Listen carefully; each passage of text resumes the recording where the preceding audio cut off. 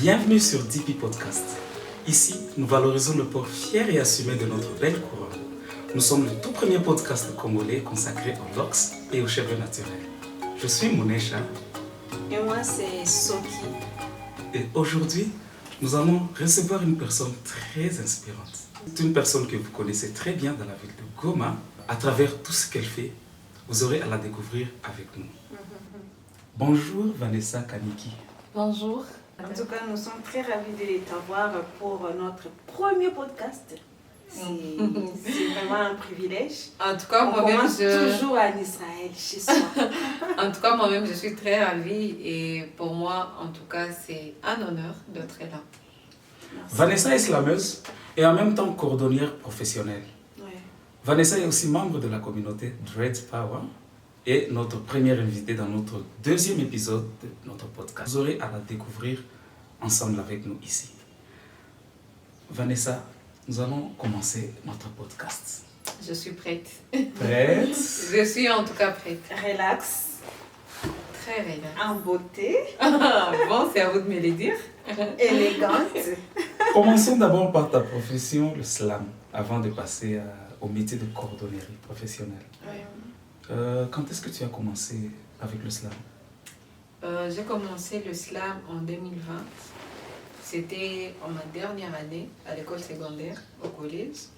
J'ai pu être bénéficiaire du projet slam à l'école, du collectif Goma Slam Session. Et après, ça m'avait beaucoup intéressée. J'ai grandi pendant que j'étais une fille très ferme. J'écrivais beaucoup, je parlais très peu, j'avais d'ailleurs peu d'amis, mais j'arrivais quand même à écrire tout ce que je ressentais dans un cahier ou dans un journal. Alors, quand j'ai découvert le slam, pour moi, c'était une très grande opportunité pour que je puisse avoir ces publics qui vont m'écouter, ces gens qui vont me dire voilà ce que tu as dit, ça m'a touché, c'est un peu ce que j'ai vu aussi. Donc, avec l'enfance que j'ai eue, en tout cas, je pense que pour moi, le slam, c'était comme quelque chose qui m'a libérée de mes démons d'enfant. Et quel type d'enfant tu as été? Bon, j'ai grandi loin de ma mère, pas très loin, on était dans une même ville, mais je dirais loin parce que ma mère et mon père étaient séparés quand j'avais 2 ans. Et je suis restée chez mon père. Ce qui est pour moi la pire des choses. Alors quand j'ai grandi, par exemple quand je suis arrivée à l'école primaire, il y a toujours ces enfants, ces amis-là, ces collègues qui vont dire voilà, c'est maman qui m'a préparé le thé, c'est maman qui m'a fait ceci, ben regarde, moi je suis très propre parce que c'est maman qui a repassé mes uniformes. Et à un moment, j'ai détesté tout le monde. En tout cas, tout le monde. Si tu essaies de parler de ta mère à côté de moi, tu deviens ennemi. C'est comme ça que j'ai grandi, que j'ai pu, je pense, développer quelque chose qui, peut-être, ça commence à guérir petit à petit. Mais quand j'ai grandissais, par exemple, je disais, je déteste ma mère. Jusque 4e secondaire. Je crois 4e secondaire. Et là, ce sont des gens qui vont dire, peu importe que tu aies une mère sorcière, que tu aies une mère... Maman. Et moi, je me dis, bon, moi, j'imagine pas quelqu'un, je ne m'imagine pas mettre au monde un bébé, parce que quand je vois une mère donner naissance, la joie qui l'a fait oublier même cette douleur, qu'elle aille au lit de maternité, je me dis, qu'est-ce qui peut arriver? Quel est ce problème-là qui peut pousser à une mère de laisser son enfant? C'est la même chose que quand un jour, ici récemment, d'ailleurs, j'ai eu une dame qui était en train de jeter son bébé. Et elle était en train de dire aisément, bon, si toi tu as besoin de ces bébés, tu peux prendre. Mais moi, je laisse ici pour que la personne qui serait peut-être intéressée de la... Et moi, je me dis, qu'est-ce qui se passe quand une mère décide de laisser son enfant? Et puis après, moi, ce qui m'a blessée le plus, c'est parce que elle était à Goma, pas très loin en tout cas de chez nous. Mais elle n'était jamais passée nous voir, par exemple. On est à 2, je suis deuxième et l'aînée, c'est aussi une fille. Elle ne passait pas nous voir. À un moment, je me disais que je ne me marierais jamais. J'avais choisi, quand je grandissais, je me disais, si après 10 ans de mariage, les gens qui se sont dit oui à la mairie, qui se sont mariés, décident de faire chacun sa vie. Moi, je me suis dit, pourquoi me marier? Donc, je me disais, au lieu de laisser mon enfant souffrir, 10 ans après mon mariage, comme moi je souffre, c'est mieux de ne jamais me marier. Alors, quand j'étais en première année secondaire, je suis catholique de base, j'ai entamé un groupe qu'on appelle un groupe de vocationnel, et après je voulais devenir sœur religieuse. J'y suis partie, je suis allée jusque-là, jusqu'au bout, mais après... Jusqu'au bout, ça veut dire... Je suis allée jusqu'au couvent, mais après on m'a demandé maintenant la signature des parents biologiques. En tout cas, ils insistaient, et là je ne pouvais pas mentir, dire que au départ j'avais l'idée de dire je suis orpheline de mère, mais après je me suis dit bon, je pourrais peut-être chercher ma mère pour qu'elle puisse signer.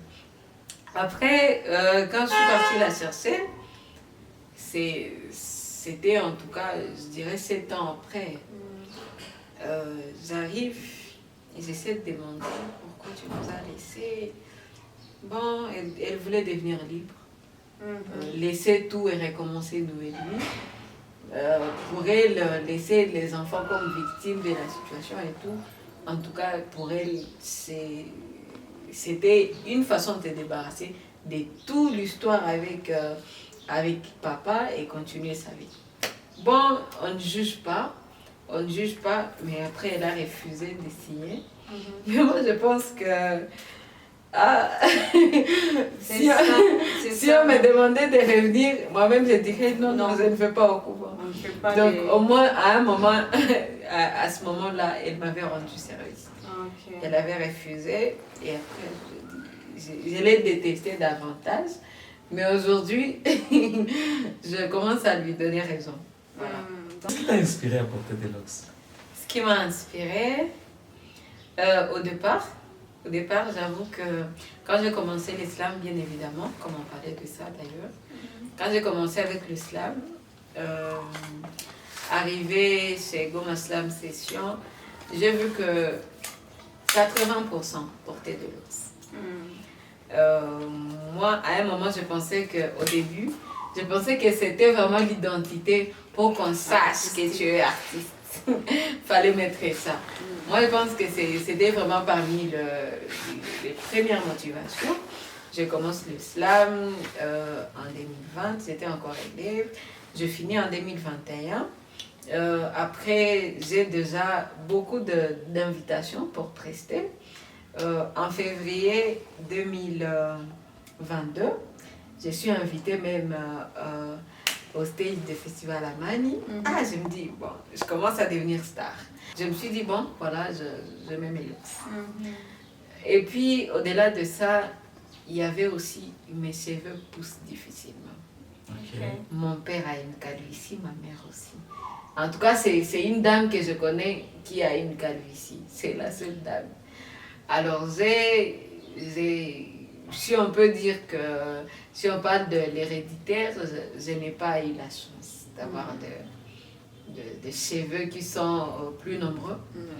Donc, je me suis dit aussi, c'est mieux de mettre les locks parce que peut-être que ça va faire en sorte que mes cheveux poussent et que je puisse aussi avoir quand même quelques cheveux remarquables. Et c'est comme ça que je suis partie. À ce moment-là, je me rappelle que c'était seulement vers ULPG, où je connaissais les locticiens, Landry et tout. Je suis partie chez lui. J'avais encore des petits cheveux. Je n'avais même pas... mes cheveux ne pouvaient même pas faire un chignon. Et je me suis dit, je m'y lance. C'était en 2023.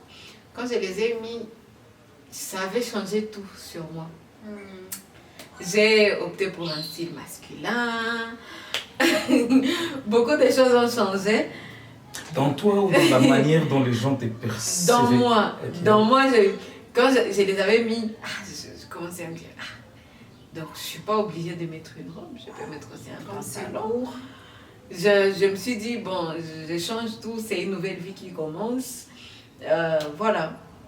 Mais après, à un moment, je commençais maintenant à concevoir dans ma tête que c'est normal d'avoir les looks.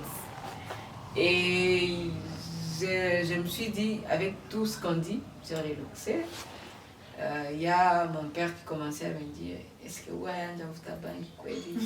Il y a un pommade qu'on utilise. On dit souvent que ça fait pousser les cheveux. C'est UB. UB.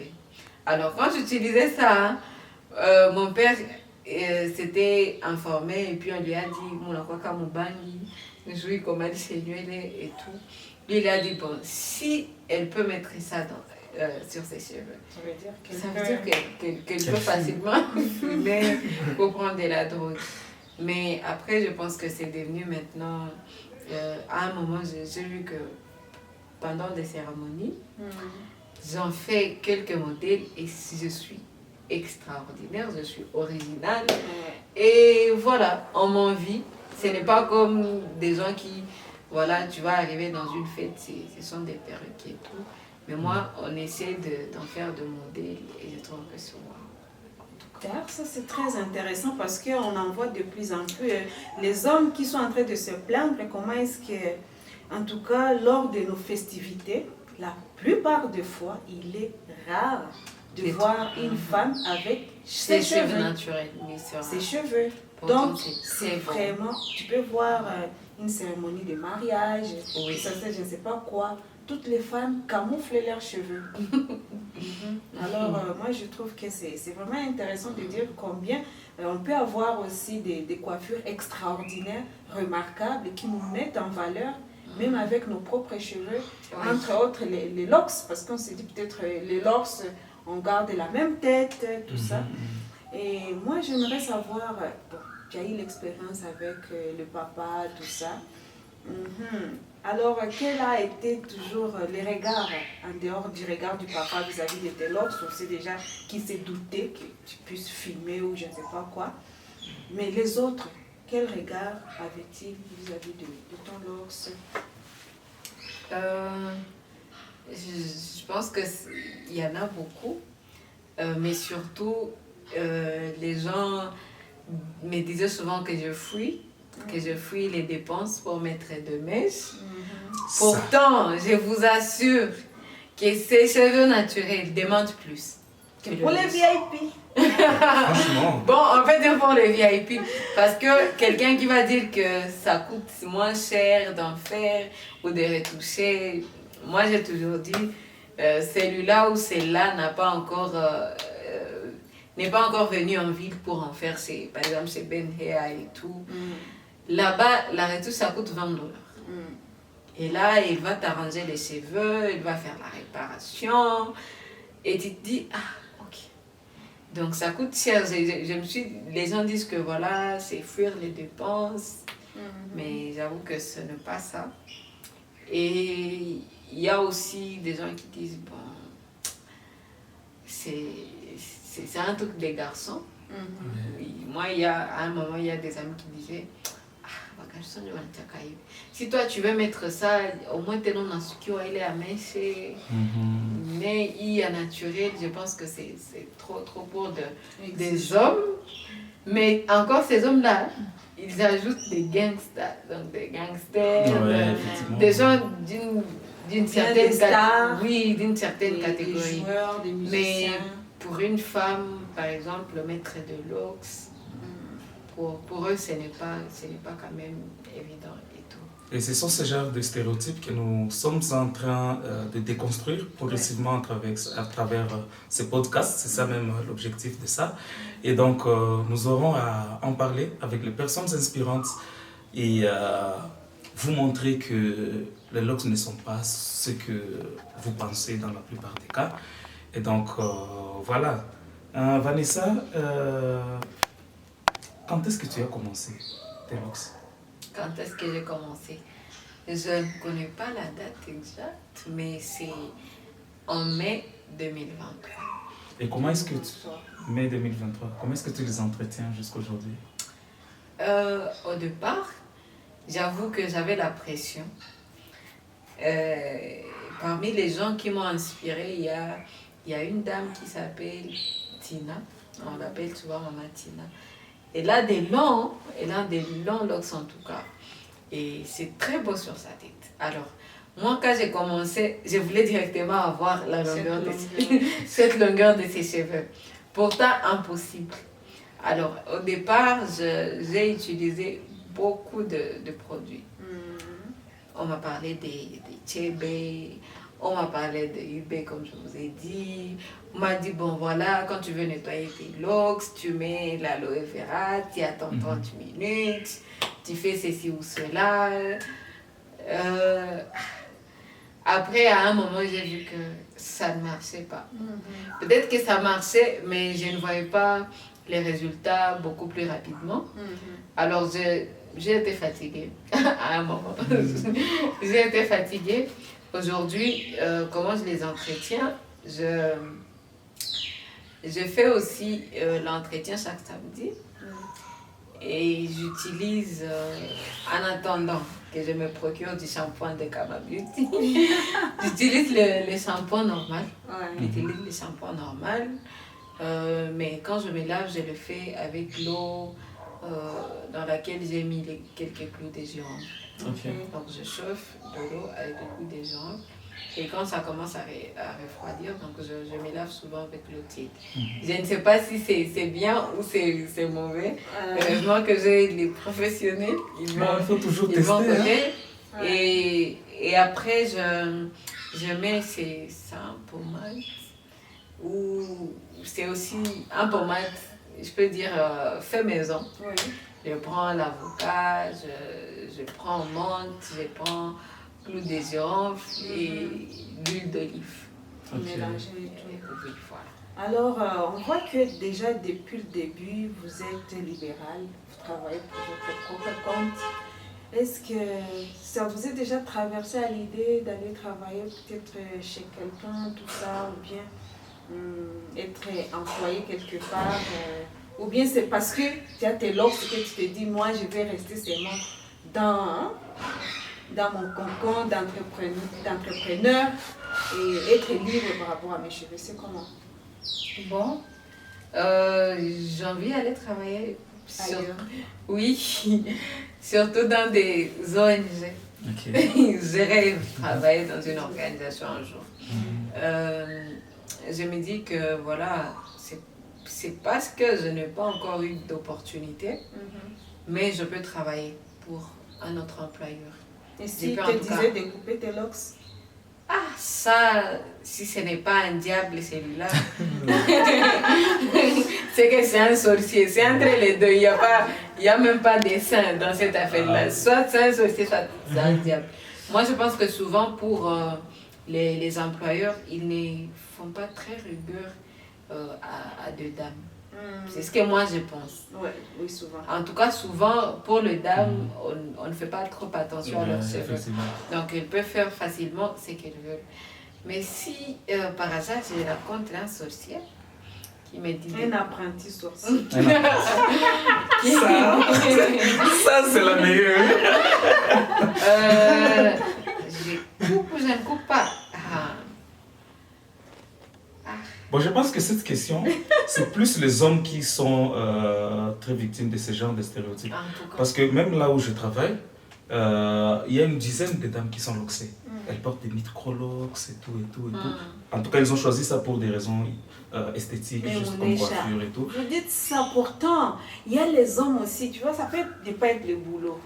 Tu rencontres quelqu'un, je ne sais pas, la relation, tout ça, il s'est dit, tu vois, ma femme... Ça, c'est vrai. C'est vous qui avez ces problèmes de stéréotypes. Effectivement, nous ne sommes pas belles parce que nous ne portons pas des cabelles. Ça, c'est vrai. Alors, dis non, tu coupes les locks. Ça, c'est vrai. Bon, ça, c'est vrai. Oui, mais je pense que la question qui consiste à choisir, soit entre la profession ou les locks, c'est plus les hommes qui en souffrent que les dames. Ouais, c'est ce que je voulais dire, en fait.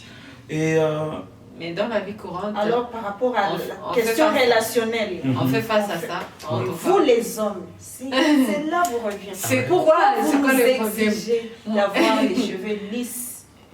Et quelqu'un dira Tout ça que pour voilà, quoi? les gens vont dire que je ne te donne pas l'argent Voilà. pour te rendre belle. Belle. Comme ça, tu gardes la même coiffure. Je pense que les tendances sont, de nos jours, les tendances sont partagées. Il y a certains hommes qui aiment voir leur femme au naturel. Comme les miens. Ok. Ok. Donc, c'est une question peut-être culturelle et tout, mais tu verras beaucoup d'hommes aujourd'hui, de nos jours, commencent à préférer leur femme au naturel, que ce soit en termes de maquillage, que ce soit en termes de coiffure, de cheveux et tout. Ouais. J'ai une cousine qui vient de se marier il n'y a pas longtemps et tout ça. Elle a fait son mariage avec ses cheveux naturels. Elle a fait sa petite queue de cheval et tout avec des perles, des petits trucs et tout. Des accessoires naturels. Et il faut voir comment les hommes l'appréciaient pendant la soirée là et tout ça. Et ils disaient à leur femme, voyez comment vous compliquez la vie. Regarde la mariée là. Voyez comment vous compliquez la vie. C'était la mariée. C'est naturel. Revenons un peu sur ta profession, Vanessa. On a parlé un peu de cela. Parle-nous un peu de ta profession de cordonnière professionnelle. Voilà, c'est presque le même début. Avec ça aussi, j'ai commencé en 2023. L'entreprise s'appelle Empreinte Créative. Avec ces noms-là, vous pouvez nous trouver sur presque toutes les plateformes. Instagram, TikTok, Facebook. Empreinte Créative. Oui, Ok. oui. Alors, quand j'ai commencé, c'est vrai, moi j'aime beaucoup les challenges.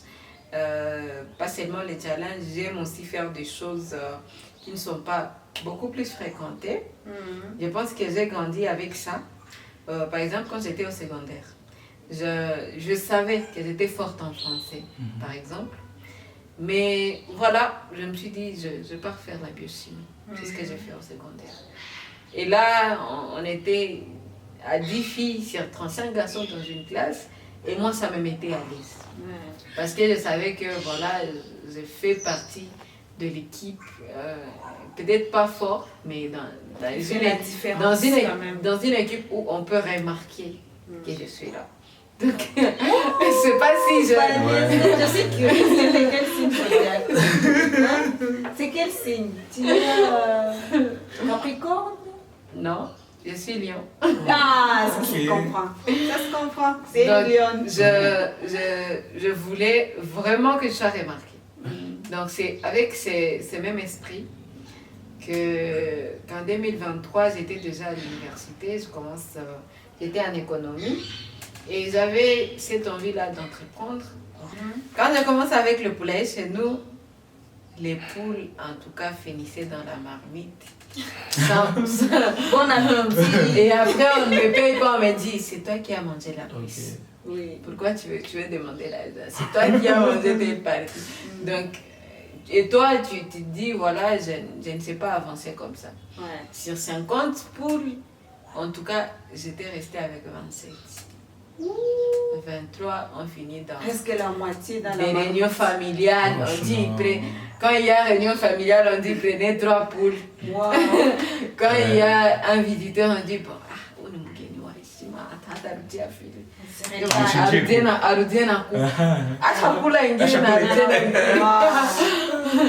Et après, j'ai vu que ça ne m'avantageait pas. Et d'ailleurs, c'était parmi mes raisons de dire que je ne peux pas travailler chez moi. En tout cas, si je commence à mettre le familier dans mon travail, ce que je ne sais pas avancer. Et maintenant, quand j'avais vendu le poule restante, je me suis dit que voilà, je devais commencer à faire autre chose. J'ai commencé à dire, bon, faire là. J'ai vu qu'il y avait une formation à la paroisse Notre-Dame d'Afrique. Il y avait une formation en coupe couture, il y avait une formation en esthétique, et puis il y avait aussi une formation en cordonnerie. Ah, j'ai dit, l'originalité toujours. Si je vais en coupe couture, on sera nombreux, on va se bousculer. On va se bousculer. Et puis, à un moment, je me disais, il y a déjà les gens comme Clément Batoumi qui ont déjà imposé leur... Comment moi, on va me remarquer dans la ville? Donc, je me suis dit en cordonnerie, il n'y a que 2 hommes. Alors, j'ai voulu être la reine de la cordonnerie, être cette personne-là, dont à chaque fois qu'on devait parler peut-être de moi, qu'on voit directement cette cordonnière-là. Je pense que c'est... Je ne connais pas d'eux, parce que je n'ai pas encore arrivé quand même à être la reine, mais jusque-là, petit à petit, je pense que je commence à m'imposer dans le secteur. Et ça, c'est... Je pense que je suis en train d'aller lentement vers mon objectif. Et quand on parle de cordonnier, ce n'est pas ces gens que vous voyez sur la route en train de réparer les chaussures et tout ça. Parce qu'on les appelle par défaut les cordonniers, mais le vrai nom de leur métier, ce sont les savetiers. Mais les cordonniers, ce sont ceux qui fabriquent les chaussures. Donc ils partent de... Tu connais, hein? Ouais. Qui créent. Matière première, vous créez jusqu'au début à la fin. Donc ce qu'on appelle... la forme. Ouais. Donc ce qu'on appelle cordonnier par défaut, ce sont les savetiers. Et Vanessa, elle est cordonnière, donc elle te fabrique des chaussures. Je pense qu'à nos prochains épisodes... Je pourrais apporter quelques exemples. Oui, quelques exemples. D'ailleurs, j'allais te demander, même j'avais oublié que tu amènes même quelques exemplaires, mais on le fera dans nos prochains épisodes. Je pense que ce n'est pas la dernière fois que Vanessa est invitée à notre podcast, surtout qu'elle est membre de la communauté Dreads Power. Tout à fait. En tout cas, merci à Moniche qui a fait de bonnes écoles. Hein. Voilà, il va faire la elle est bien. C'est vraiment pro. Alors, moi, Vanessa, j'aimerais savoir, derrière en tout cas, cette double casquette, comment est-ce que tu arrives à harmoniser, à t'en sortir de ta vie professionnelle, la vie privée? Comment est-ce que tu gères ça? Et puis après ça, je vais chuter la dernière question qui sera la mienne. Pourquoi, qui va aller dans le même sens que donc, dans ta profession d'slameuse.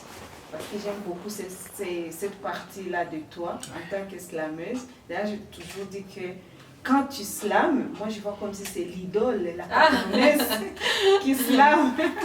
Voilà, alors comment tu fais cette gestion-là? Alors, comment je gère le moi et le professionnel? Je pense que c'est encore un peu simple. Je n'ai pas d'enfant, donc si je programme toutes les questions de timing. Si je dis pour le 3 par exemple, parce que ça devient maintenant la vie personnelle, l'islam et la cordonnerie. Pour d'autres personnes, ils diront que c'est déjà beaucoup, moi-même. Mais je pense aussi que c'est question de gestion de temps, parce que je suis en train de chercher aussi un autre boulot dans une organisation. Ça fera 3. Dans une organisation. Ça fera 3. Ça fera 3. Et comment je fais? Déjà, je ne dors pas beaucoup. Je ne dors pas beaucoup. C'est peut-être un élément parmi la gestion. Le slam, pour moi, c'est quelque chose que je fais facilement, sans beaucoup d'efforts. Je pense qu'au-delà d'être une passion, c'est aussi un don. C'est tout naturel. Oui, j'arrive à écrire un texte et peut-être dans une journée, je peux le mémoriser. Par exemple. Quels sont les facteurs qui t'inspirent à écrire un texte? Les facteurs qui m'inspirent, j'écris beaucoup sur la vie courante, ce que j'ai vu. Tu observes beaucoup. Il y a aussi certains événements qui m'étiquent et j'écris sur ça. Voilà. En tout cas, je mets l'accent sur ce que j'ai vécu. Le vécu, pas l'imaginaire. En tout cas, pas l'imaginaire. Ce que j'ai vu et ce que j'ai vécu. Ce que tu as vu, tu as vécu, alors il y a ton single, là, je sais pas, c'est les singles aussi, des slams qu'on dit, Love Don't Care. Oui. Parle-nous, qu'est-ce qu'il y a derrière? Qu'est-ce que tu veux nous dire? Quel est le message au travers de ces titres-là? Love Don't Care. Pour ceux qui connaissent même mes débuts en slam, j'écrivais souvent sur les romantiques, en tout cas, j'étais très romantique. Et je pense que c'est un peu les thèmes qui me va le mieux dans l'islam par rapport aux autres textes de résilience ou d'autres textes parlant de la justice. Parce que je n'écris pas seulement sur l'amour, j'écris aussi sur la protection de l'environnement. Ouais. J'écris surtout sur les violences basées sur le genre. Et après, j'écrivais aussi sur la justice. C'est vraiment le combat que je me suis donné dans l'islam. Mais par-dessus de tout, même si vous écoutez ces genres de textes, vous écouterez que quand je parle par exemple de justice, je prends l'exemple sur ce que j'ai vu par exemple dans la communauté ou dans la société, ce que j'ai vécu par exemple et que j'ai jugé ça d'injustice. C'est un peu dans ce sens-là. Alors parlons de l'œuvre d'Ankea. C'est un texte qui vient après un autre texte que j'ai publié un mois avant ce texte. C'était Twanzane, c'est un Kinande. Twanzane, oui, qu'on s'aime. Donc tu parles aussi Kinande. Voilà. Oui. Donc tu parles aussi Kinande. Oui. Okay. Bravo. Alors, ce texte-là, Twanzane, c'était un début. Pour moi, c'était un début des enregistrements. C'était d'ailleurs la première fois que j'enregistre solo, un texte solo. J'ai déjà fait d'autres enregistrements, mais souvent, ce sont des featuring avec d'autres artistes. Alors, dans Twanzane, c'est l'introduction de l'œuvre d'Ankea. Permettez que je puisse aussi y rebondir. Dans Twanzane, il y a, je parle beaucoup plus de cette différence-là qu'on arrive à se mettre parce qu'on est noir, parce qu'on est chi, parce qu'on est nandé, entre les tribus. C'est surtout entre les tribus et c'est entre aussi la race. Okay. Alors, dans Twanzane, je voulais montrer aux gens, il y a même une partie en chi dans ces textes, vous pouvez aussi l'écouter, qui parle donc, peu importe que tu sois chi, peu importe que tu sois nandé, par-dessus de tout, on est humain et on se doit de s'aimer. Alors, l'œuvre d'Ankea, c'est un texte, c'est aussi un featuring d'ailleurs, parce qu'il fallait qu'il y ait des rôles dans le texte. C'est One Day, c'est un artiste aussi slammer qui, voilà, s'est fait voiler d'un personnage qui vient, qui veut être mon fiancé, qui veut être mon homme et qui est en train de me draguer. Mais voilà, il n'est pas d'ici, il n'est pas nandé, il vient de très loin.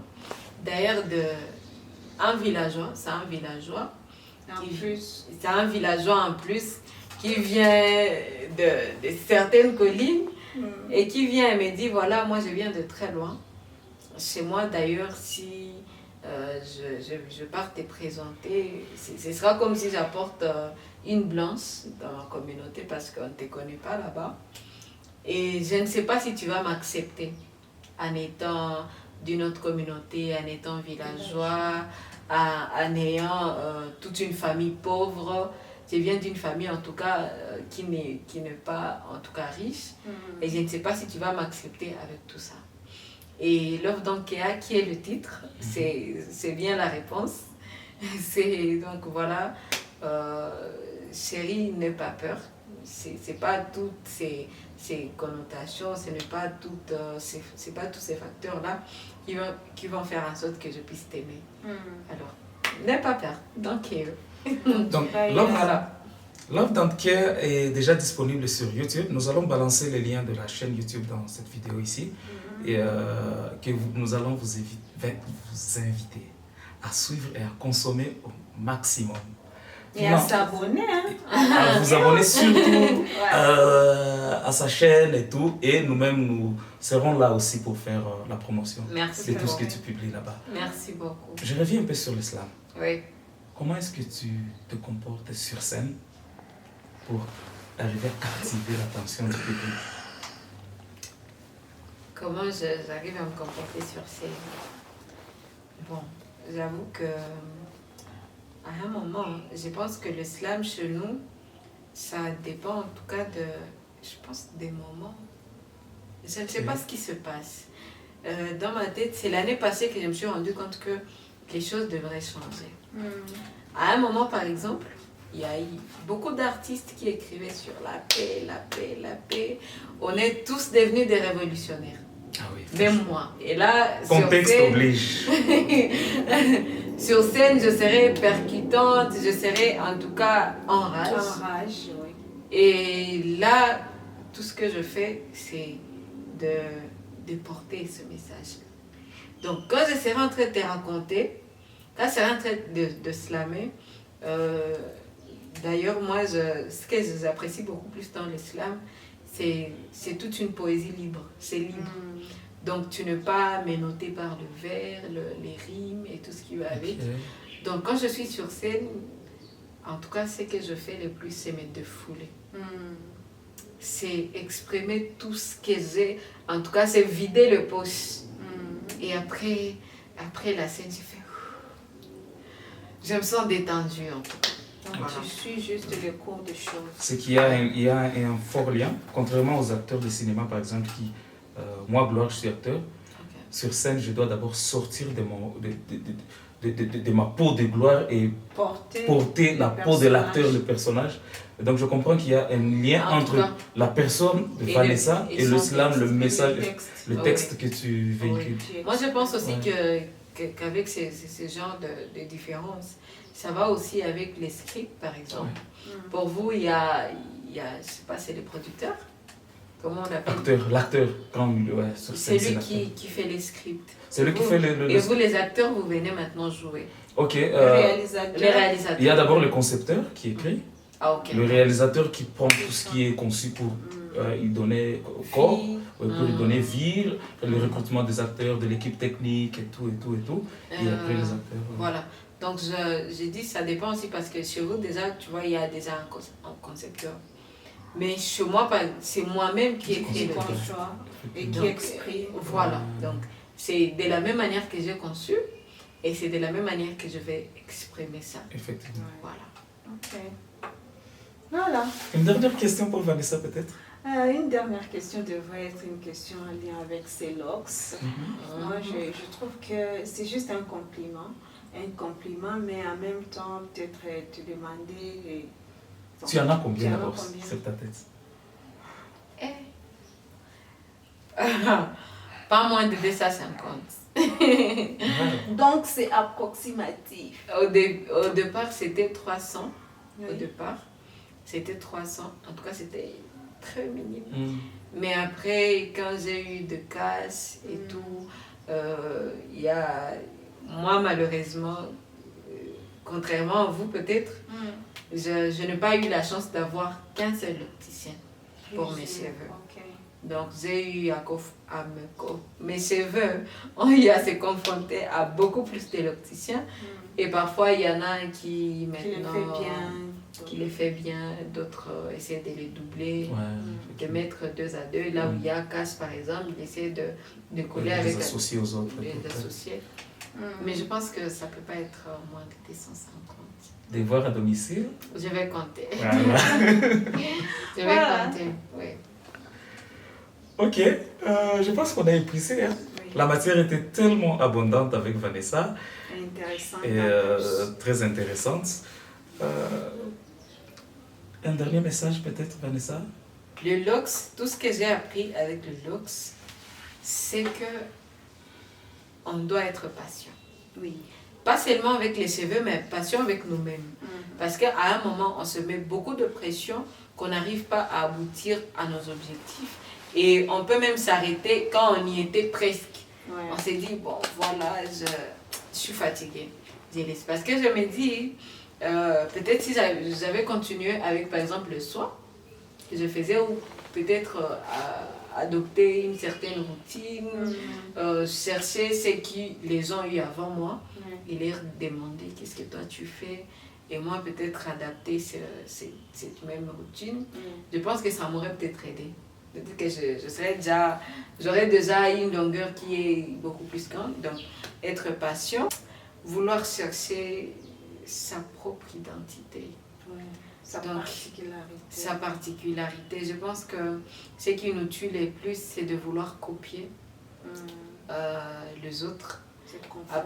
Se conformer à des choses qui sont autour de nous. Mais je pense que la beauté dans cette vie, c'est d'être original. Que quand on voit, quand on dit, voilà, c'est Vanessa, ou le Amalox, Microlox. Déjà, dans quoi, s'il y a d'autres Vanessa, toi tu es à part. Déjà, ouais. Mais si toi aussi tu as des mèches, parfois tu mets d'autres choses, bon, Vanessa aura pu mouvoter. Nous toutes, on a le même genre de coiffure. Donc, soyons patients, soyons authentiques, original. Oui. Et voilà, c'est le message que j'ai, des si important. Et chercher aussi, moi aussi, tout ce que je viens d'apprendre, ce que je dois aussi chercher un opticien, un seul qui va s'occuper de mes cheveux. Parce que, voilà, il faudra aussi qu'on puisse avoir, peut-être il faudra que quelqu'un puisse aussi avoir, quand je me dis, par exemple, quand on s'est dit, je suis catholique, tu vas à la même église, par exemple. Ouais. Donc, il faudrait que quand on se choisit un style, on se choisit aussi la personne qui prendra soin de ces styles-là. Ouais, parce que à la base, avoir un bon opticien a beaucoup d'avantages, surtout s'il est bon. Parce que déjà, c'est lui qui a fait ton départ, on suppose. Il connaît bien ton traçage, il connaît bien l'épaisseur, tout ce qu'il a. C'est lui qui a donné naissance à tes locks et c'est lui qui saura en prendre soin. C'est comme un parent, quoi. Ouais. Donc, très important. Et nous sommes à la fin de notre podcast. Nous avons reçu aujourd'hui Vanessa Kaniki, qui est slameuse et cordonnière professionnelle. Merci beaucoup, Vanessa. Nous sommes Dread Power, nous sommes l'élégance enracinée, nous sommes la voie de la guérison, de la transmission et de l'identité africaine. À bientôt pour nos prochains épisodes. À bientôt. Merci. Ciao. Ciao.